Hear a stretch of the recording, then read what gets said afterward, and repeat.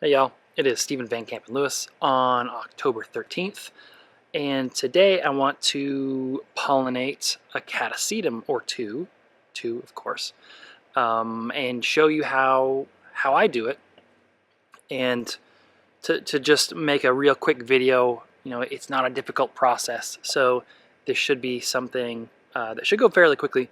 But what I'm going to do is I'm going to turn the camera around, or kind of have it pointing down, so that it can sort of capture what I'm doing. And it turns out that both of the plants are right next to each other, which is really convenient. One of them, the pollen plant, will be Catasetum Black Knight. Say hi. Will be Catasetum Black Knight, and the pod parents, or the pollen recipient, will actually be Tenebrosum bicallosum, which, as I've mentioned over and over this year, I'm getting tons and tons of female flowers, so I might as well make use of them.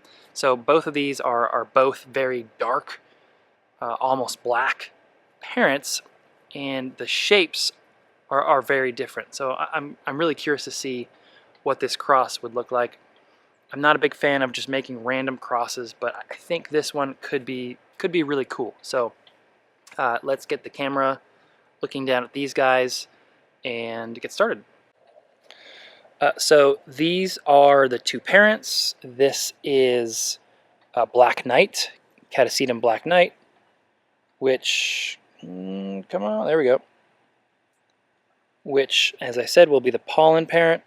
You can see that whatever bugs are coming out here at night and chomping on my plants are still active. I kind of had thought they'd gone away, but I guess that's not true.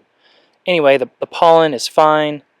You can see that, you know, this is one of my favorite hybrids for a reason. I absolutely love this thing. This is just the coolest primary hybrid, I think, that I have in my collection, in addition to this one. So this is Tenebrosum bicallosum, and this is also one of my absolute favorites in my collection. This is an unnamed hybrid, and I'm going to show you a photo of the male flower right here. So you can see that the shapes are very, very different from one another, but they both have that really cool black color. Both of them are fairly large plants. I chopped this one up earlier this year, so this bulb is about normal, and then this bulb is just gigantic.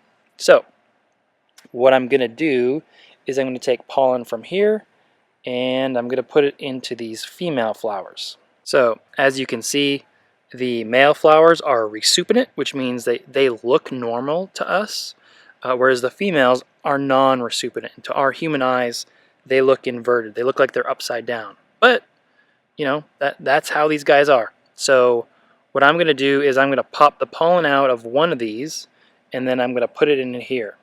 So, but before I do that, actually, I'm going to cut the hood off of this female flower, and that will allow me easier access to where I need to put the pollen. So let me get started on that right now.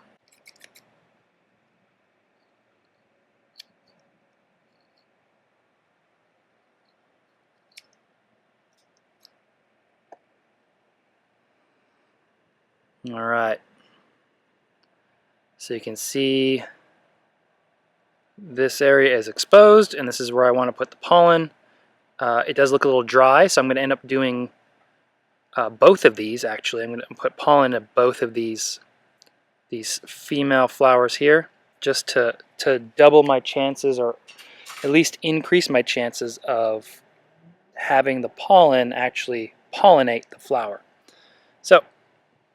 So of course here are the triggers. They kind of look like fangs or hairs hanging down.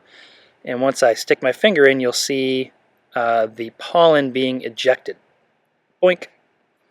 So as you can imagine, if you're a bee and you get hit by this pretty hard, you're going to fly away in a bit of a daze and probably get a little freaked out. So you can see here The pollen are these orange things, pouches on top here. And of course this is glued on. This is actually a pretty strong glue. So I'll pull the pollen off of here and put it into that one. So, see if I can do this without dropping it. Alright, so the cool thing is I still have this other pollen that's on here. And you can see this pollen, pollinia I guess I should say, is right here. So I'm going to take this and I'm going to put it in here. Let me see actually if I can zoom in a little bit. So I had some trouble focusing on this, so I put this guy on the table here, or this gal on the table here I guess I should say. So you can see there's a little slit right in here, and this is where I'm going to put the pollen.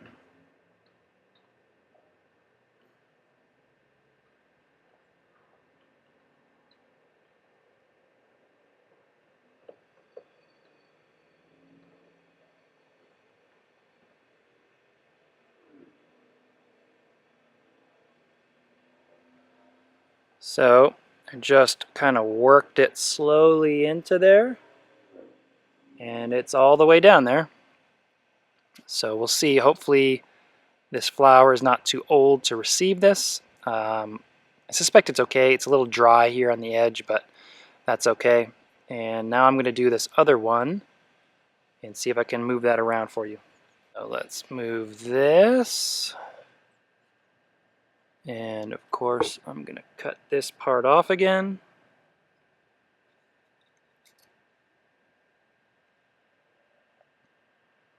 Kind of see the inside of that. That's kind of what the bee's eye view would be when they crawl in there looking for the perfume that they're after when it comes to pollinating these flowers.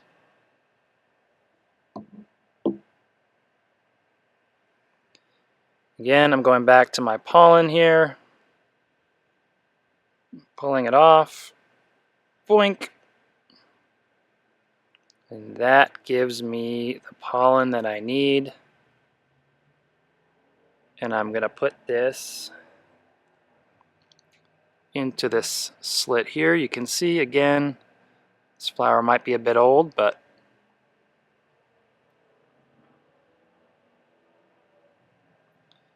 so you can see it's kind of just sitting there.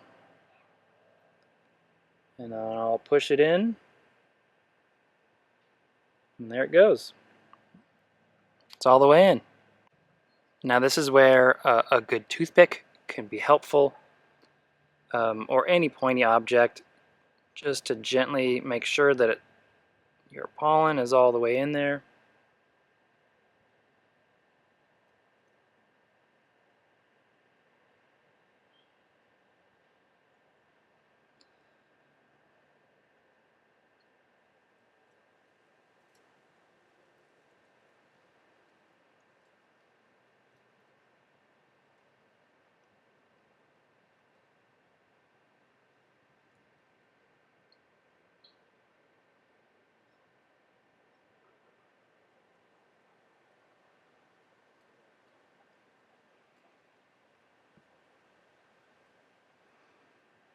They'll do the same for this one.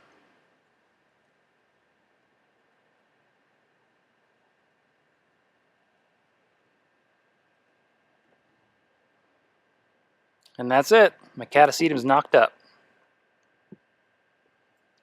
So I will let you know what happens and whether or not this pollen takes. I'll do an update video or two between now and, I don't know, maybe a month or two from now, just to let you know where we're at and see what it looks like, hopefully, with a pollinated flower.